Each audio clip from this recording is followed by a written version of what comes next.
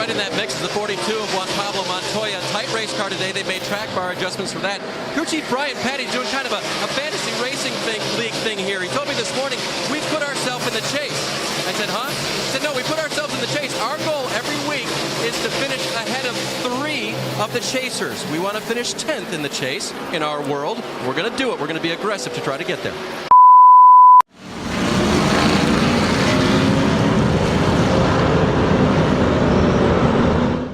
Hey everyone, I'm Ben Schneider. And if you've been a NASCAR fan for the better part of a decade, you're probably familiar with Juan Pablo Montoya. Montoya is an accomplished racing driver in many different disciplines, but for some reason, many NASCAR fans only seem to remember him for the jet dryer incident at the 2012 Daytona 500. But the truth of the matter is, there's actually a lot more to Montoya's legacy in NASCAR. He won races as a NASCAR rookie in 2007 in both the Busch Series and the Cup Series. And in all seriousness, in 2009, he actually looked like a legitimate championship contender in the Cup Series. So today, join me as we take a look back at the best Cup Series season of Montoya's career. Montoya began his racing career in the single-seater open-wheel world. He won the International Formula 3000 Championship in 1998, which earned him an opportunity to compete for Chip Ganassi in kart in 1999, where he won 7 races and the championship in his rookie season.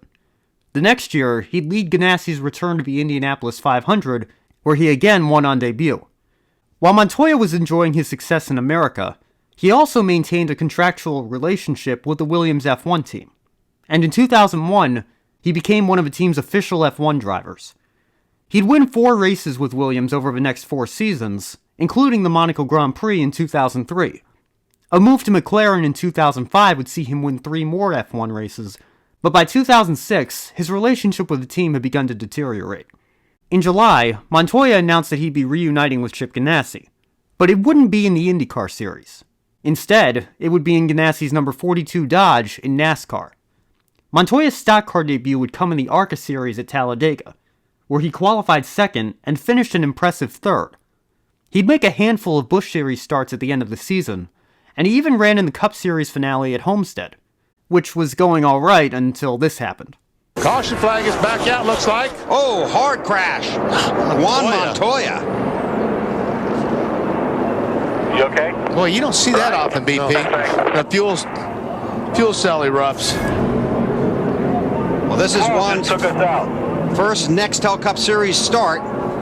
Boy, he did a good job getting unhooked and getting out of there.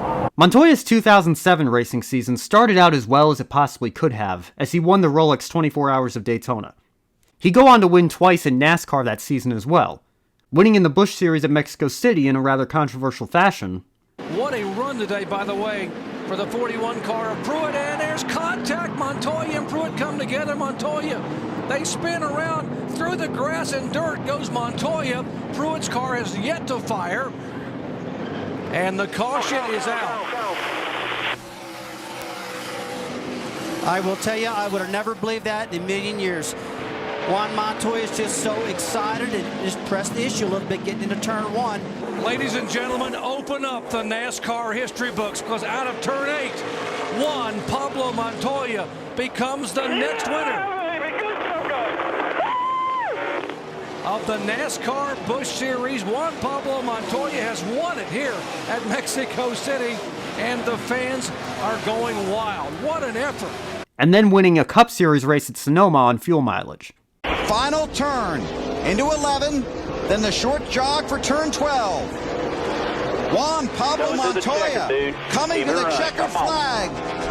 The fuel lives and Montoya wins at Sonoma. That's amazing. That is amazing. And there's a... Great job, everybody! Hell yeah! The rest of his rookie season would be highlighted by a second-place finish in the Brickyard 400, and he ended the year 20th in points with 6 top 10 finishes and the Rookie of the Year award. Montoya began 2008 strong enough by winning the Rolex 24 again, but he appeared to take a step back in the Cup Series. His best finish of the season was a runner-up finish at Talladega, and after that, his only top 10s of the season were on the road courses, a 6th at Sonoma, and a 4th at Watkins Glen. This resulted in just a 25th place points finish. Nonetheless, Montoya's team still found a way to have some fun in setting their performance goals toward the end of the year. Mike, right in that mix is the 42 of Juan Pablo Montoya. Tight race car today. They made track bar adjustments for that. Crew Chief Brian Patty's doing kind of a fantasy racing league thing here. He told me this morning, we've put ourselves in the chase.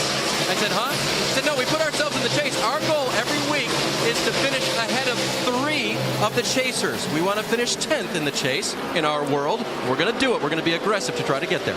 Montoya would indeed finish ahead of 3 of the chasers at Talladega, Martinsville, and the season finale at Homestead. And then comes his 2009 season, which would be a major improvement. Instead of having to play this fantasy racing game to put themselves in the chase, Montoya would run well enough over the first 26 races to put the 42 team in the postseason on merit.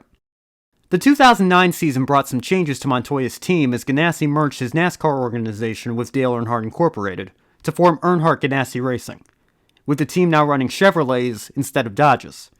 Now, say what you will about Teresa Earnhardt and the fall of DEI, but something about this combination worked extremely well for Montoya. After only scoring 3 top 10s the entire season in 2008, Montoya started 2009 with 3 top 10s in the first 10 races, and also took pole position at Talladega. I thought we were going to jump all over on smoke. One of them did, just happened to get a little low on the track. This is definitely a pole run for Montoya. 50.89, that's 5/100ths faster than Sam Hornish. Tell you what, he loves this place. If you remember, he finished 2nd in this race a year ago. There were a bunch of folks on our FoxSports.com chat last night saying, you think Montoya can win Sunday? Absolutely. We'll see. He's got more steam this year than he had a year ago, I guarantee you. But it was during the summer that he really began to hit his stride. From Pocono in June to Watkins Glen in August, he'd score a total of 7 top 10s in 9 races, never finishing lower than 12th.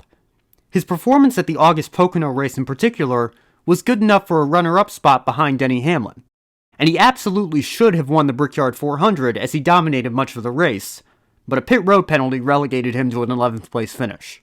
42 car was too fast on pit road in 2 different segments. I never badmouth NASCAR, but if they do this to me, I'm going to kill them. And we're hearing numbers that are just absolutely, just barely over the limit. They give him 5 miles an hour, and that puts it to 60 miles an hour, and he's just a couple of tenths over, but this is going to be devastating. So Montoya has to come. No way. I was on the green, 3 green lights all the way from before, maybe 30 yards before the line. Thank you, NASCAR, for screwing my day. Man, this is heartbreaking. We had this in the bag, and they screw us because I was not speeding. A 3rd place finish at Atlanta left him 8th in points heading into Richmond, the final race before the start of the chase. Montoya only managed to finish 19th at Richmond, but the result was good enough to put him into NASCAR's 2009 postseason. When the chase began, Montoya and his team came out of the gates incredibly strong. He began by taking pole position at New Hampshire, which he followed up by starting on the outside of the front row at Dover. And it wasn't just single-lap pace where he was excelling. Montoya started the 10-race chase for the championship with finishes of 3rd, 4th, 4th, and 3rd. Most people remember the 2009 chase as a battle between Jimmy Johnson and Mark Martin, but 4 races into the postseason, and Montoya is 3rd in the standings, only 58 points out of the lead. He's right there, in position to capitalize should misfortune strike Johnson or Martin. Unfortunately, a rough race at Charlotte left Montoya with a 35th place finish. The team is making a patch to hopefully correct that right rear, and they're hoping for a caution, and it's a little bit too late. He's going to be the caution. But he rebounded the following weekend to take a strong 3rd place at Martinsville. Through the first 6 races, Montoya's only had 1 finish worse than 4th, and yet, he still finds himself 200 points behind Jimmy Johnson. Which reminds us of 2 things. Number 1, you really can't afford to have a single bad race in the chase if you want a shot at the championship. And number 2, Jimmy Johnson is one of the greatest drivers ever, and I for one definitely didn't appreciate him enough when he was winning his 5 consecutive championships. After Martinsville, Montoya would finish 19th at Talladega, and then finish 37th after a crash at Texas. He'd bounce back with an 8th place finish at Phoenix, before another accident left him 38th at the season finale at Homestead. But because this was in an era before the damaged vehicle policy, Montoya would still be able to finish the entire 2009 season without a DNF. His poor finishes at the end of a chase left him with an 8th place points finish for the season. But if you take away his problems at Texas and Homestead, there's a good chance Montoya finishes the season top 5 in the points. And that's not something that would have seemed too likely just a year earlier. 2009 would end up being the best season of Montoya's career by far. He'd fail to make the chase again, though he would score a second win on a road course at Watkins Glen in 2010. Nobody is challenging this man, Juan Pablo Montoya. His last win 113 starts ago at Infineon in June of 2007. Down through the final corner for the final time. Sorry about last week again. You did an awesome job. Way to go there, big boy. Good job. Hey, good job. Juan Pablo Montoya, his second Cup win. This more than anybody else. Great job, everybody. While he'd never win on an oval, he did come close a couple times in his final NASCAR season in 2013, finishing 4th at Richmond after leading with less than 5 to go, and running 2nd at Dover to Tony Stewart. In 2014, Montoya would run just 2 Cup Series races for Team Penske, one at Michigan and the other at Indianapolis, as his primary focus was his return to the IndyCar Series with the Penske team. He'd go on to win 4 races for them over 3 seasons, including a second Indy 500 win in 2015. He was all the way back in 30th place after an opening laps crash. Here they come to the checkered flag, and the winner of the Indianapolis 500 is Juan Pablo Montoya.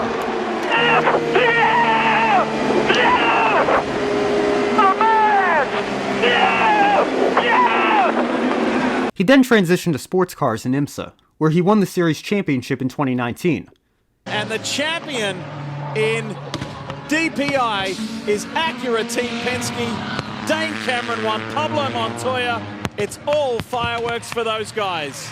He plans to return to the Indianapolis 500 this year, and he's also run the 24 Hours of Le Mans a couple of times. And if you ask me, he's probably closer to the Triple Crown of Motorsports than Fernando Alonso is right now. Montoya and Alonso are the only 2 active drivers who have 2 of the 3 wins they need for the Triple Crown. Alonso only needs the Indy 500, but with him coming back to Formula 1 for at least the next 2 years, he likely won't have another chance until 2023 at the earliest. Montoya, on the other hand, will be back at Le Mans this year with the Dragon Speed team. And I know it's an LMP2 car, but the way Le Mans can go sometimes, like in 2017 when an LMP2 car was leading outright in the closing hours, you just never know. But as for NASCAR, Montoya says that chapter on his career is closed. Many people remember him for the jet dryer incident, but we'd be doing him a great disservice if that's all we thought about when reflecting on his NASCAR career. Montoya is one of the greatest drivers in the history of motorsports, and even though his accomplishments in stock cars aren't as impressive as his open-wheel career, he still won twice in the Cup Series, and made a legitimate fight for the championship in just his 3rd season. And that's more than most drivers who have ever gotten behind the wheel of a Cup car can say they've done. Thanks for watching.